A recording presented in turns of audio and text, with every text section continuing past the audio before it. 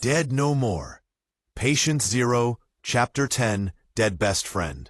Joshua, I have no doubt that someday you will be running this place, I said. Joshua decided to continue to use the staff as his weapon.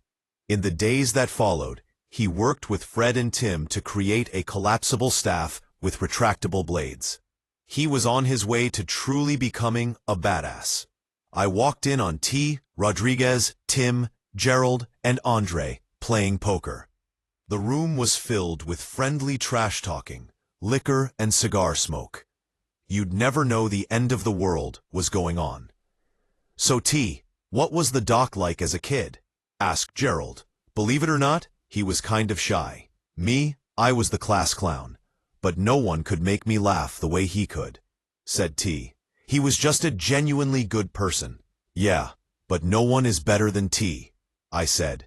Did he tell you how many fights he got in on my behalf? I was kind of bookish. Still am to an extent. Was constantly teased and threatened. But T beat them all back. That's just one of the reasons he's my best friend. We were all laughing and blowing off steam when Di and M walked in whispering and giggling. They both stopped and looked me up and down and started giggling again. What's so funny? I asked. Oh, nothing, they said as they looked at each other and giggled. They were both gorgeous women. Di had on her usual tied-off shirt and shorts. M wasn't as buxom as Di, but she was taller. She was stunning, with long legs and a bubble butt. She had on jeans and a hoodie that actually showed off her figure. We were just curious what you boys were up to, said Di as she sat on Andre's lap. She kissed his cheek. Well, I'm out. I fold, said Andre as he dropped his cards and picked up Diane in his arms. We need to go see a man about a horse. Giddy up, cowboy, screamed Diane as she giggled. Those two are insatiable, said M as she shook her head and laughed. Really, what were you two laughing about? I asked. She leaned in real close and whispered, I'll tell you later, when we're alone.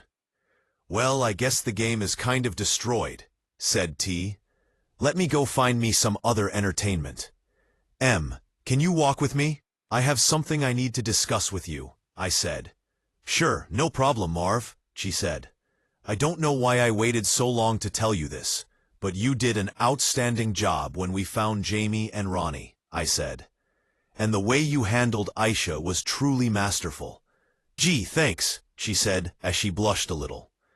M, will you come to my room with me? I asked. I have something I want to give you. I'd love to, she replied as she sheepishly blushed again. When we entered my room, I closed the door. Can you close your eyes? I asked. Sure, she said as she closed them while biting her bottom lip. I retrieved the sword from my locker. Okay, you can open them, I said.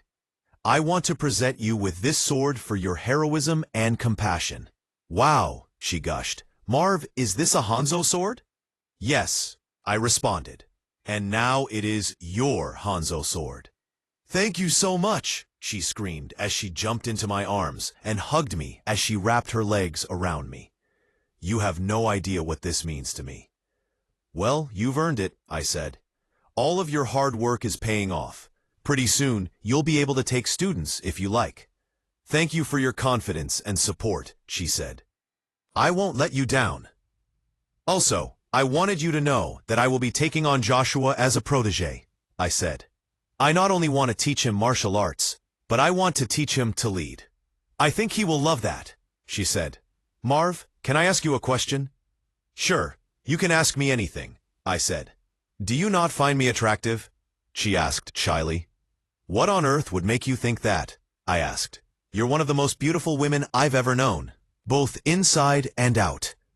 Then why haven't you made a move on me? She asked. Diane said you two almost, and you were with my sister. I thought when you asked me back to your room. I laughed a hearty, gut-wrenching laugh of relief as tears welled in my eyes. I was beginning to think you didn't like me, I said. Look, I know our situation is awkward at best, given my history with your sister and the way things are out there, I said as she cut me off. Out there is the exact reason you don't want to waste a minute of the time you have left, she said. Do you know how many times when we were sparring, I just wanted to throw you on the mat and have my way with you? Couldn't be anywhere near as many times as I wanted to do that to you, I said. You had to notice my enthusiasm, I said, pointing to my crotch. Are you enthused now? She asked as she reached out to touch it. Bam, bam, bam. Yo Marv, we got trouble topside, yelled T from the other side of the door. I sighed a heavy sigh. Does he have some sort of radar where he knows when I'm about to become intimate? I thought to myself. More DCs, I asked. Not this time, he replied. This time it's people. I think it's Jacob. Go ahead. I know the drill, said M. Heavy is the head. Yada, yada, yada. When the herd came through before, we were caught unawares. This time, we are ready. Tim found and installed some cameras on the ground and around the barn. We are ready for them. I dispatched the raiders out of the emergency hatches, each with walkie-talkies we took from the sheriff's station. They all had beads on the farmhouse and the barn. T and I went out and gathered one of the cars we had hiding in plain sight among some wrecked ones. As we approached the group, I realized it was Jacob. That's close enough, Doc, he said. I know your camp is around here somewhere, and I want it. Look, Jacob, you decided that you didn't want to live within the confines of our group, so you had to leave, I said. You misunderstood me, Doc. I'm not asking for you to let me back in. I'm here to take it, he said. Fuck you, you goofy bastard, yelled T. You ain't taking shit. T, always the charmer. I'll give you to the count of 10, he said. We don't need that long, I said. The camp is yours. What the fuck, Marv? Exclaimed T. Trust me, T, I got this, I said. Well now, that was easier than I thought, said Jacob. Now just tell me where it is. Ha ha ha ha, laughed T. You dumb hillbilly fuck. I knew my boy had this. You don't even know where the camp is, do you? Yeah, it's going to be pretty difficult to take something you can't find, Jacob, I said. Don't make me use force, Doc, he said as his men pointed their weapons at us. Jacob, trust me. You don't want to do this, I said. It's you who are doing this, not me, he said as he took a swig from a canteen. I motioned, and the canteen exploded, spilling water all over him. Jacob, I am in a generous mood, I said. I could kill you all right now, but I'm not going to. I know you have a little girl waiting for you. Go back to her. I'm doing this for my little girl, you bastard, he yelled. Instead of looking to take what we have, why aren't you working to build something new the way you want it? Because I have to tell you, Jacob, this way you will lose every time. Now have your men toss their guns to the ground and get out of here, I ordered. And Jacob, if I see you again and you are not in distress, I will kill you. Do as he says, men. Let's get out of here, he said. We watched as they tossed their guns onto the ground and drove the 3 vehicles off of the farm. We waited until we got the all clear from Rodriguez. We then picked up the guns and drove them to a few of the outposts in case we were being watched. Since we were out, we decided to go on a run. I radioed back to the bunker, leaving Leon in charge and informing him of what happened. He was manning the cameras with Tim and Fred. Everyone was to remain on high alert, just in case. This is exactly why I wanted a fallback location, just in case we get overrun or invaded. About 15 miles from the farm was a food processing and packing plant. It had a wrought iron fence surrounding the place. I would revisit my suggestion once we settled things again. At the very least, we should fortify the place and use it as a way station for supply runs. I hate when I allow others to dictate my humanity, I said. I know killing is wrong, but this new world looks as if it calls for new rules. Look, man, remember that Shakespeare you had me read? What was it called? Macbeth? To thine own self be true. That damn Shakespeare knew his shit. You gotta stay you, he said. Look where it has gotten us so far. Again, in his own simplicity and philosophical demeanor, was teaching me how to be a better human being. This is just one of the reasons I love this guy. We struck pay dirt as we found a gas tanker that was nearly full. The dilemma was that there was no way we could hide it at the farm. But we could hide it at the processing plant. But we'd have to clear it out first. Ricky and Robert were becoming fine mechanics under the tutelage of Fred. Even with one hand, he was still able to rebuild an engine. They got the tanker running, and we moved it to the plant. We would return early tomorrow to clear it out. I'm letting Andre pick his own team for this one. I will accompany them. But this is his show. When we got back to the bunker, I called an emergency council meeting. I first suggested that we reveal the location of the bunker to Diane and take her to the plant. She suggested that M be given the privilege of the location as well. Those two are becoming fast friends. Tim, Gerald, Leon, and Fred would look for ways to bolster the defenses of the bunker while we were clearing the plant. It would be our direct access to fuel and food. I suggested that we replenish our stores at the bunker just in case the plant drew unwanted attention and was invaded. Andre chose the Raiders, minus Gerald, M, Diane, T, and I. He also chose Joshua, as this was his coming out party, like I did for Andre. We were to scour the plant by twos and maintain radio silence, as we never knew who was listening. The teams were Ricky and Robert, Andre and Di, Rodriguez, T and Joshua, and M and I. We entered the plant. You could hear the hissing and moans of the undead inside. But this was different.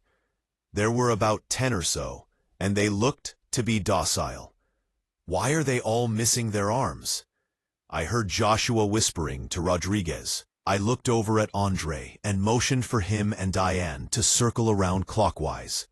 I signaled the twins to get to higher ground, and for T, Rodriguez, and Joshua to go counterclockwise. M and I were going up the middle. You know, said an eerie voice, killing them isn't necessary. We looked around, but it was impossible to tell where it came from over the low-volume hissing and moaning. I'm Ernesti, said the voice, and this is Madison. In the middle of the DC stood a man wearing a hooded poncho with a machete in his right hand and a chain wrapped around his left. The chain led to a female DC in a straitjacket. We're not going to hurt you, he said. They have no teeth, and their arms have been removed. As the DC stumbled around in place, you could see that their teeth were missing. There is plenty of food. Take what you can and go, said Ernesti. My name is Dr. Marvin Harris, I said. I don't much care for doctors, he said, as his tone changed. It was a doctor that did this to Madison here. She was so beautiful and so full of life. We're not like that, said Diane. We help those who want it. That's the same damn thing that Dr. Anthony said, he said. Do you mean Dr. Marcia Anthony of Harrison Memorial Hospital? I asked. You knew her? Demanded Ernesti. I knew of her, I corrected. She was big into assisted suicide. If the apocalypse hadn't happened, I know she would have lost her medical license. She wasn't quite right. She was a fiend and a ghoul, perpetuating death on the unsuspecting. So I ended her, said Ernesti. Ernesti, would you like to return to the world of the living? I asked. He looks at me and sort of spaces out. He looks at the DC that he calls Madison. During this time, strict of what makes us human, we have to endure to survive. You were taken from me during a momentary weakness, but I am still here. Life is a choice. You have to choose to live. You were never without me. You betrayed our togetherness, but I still abide by the promise.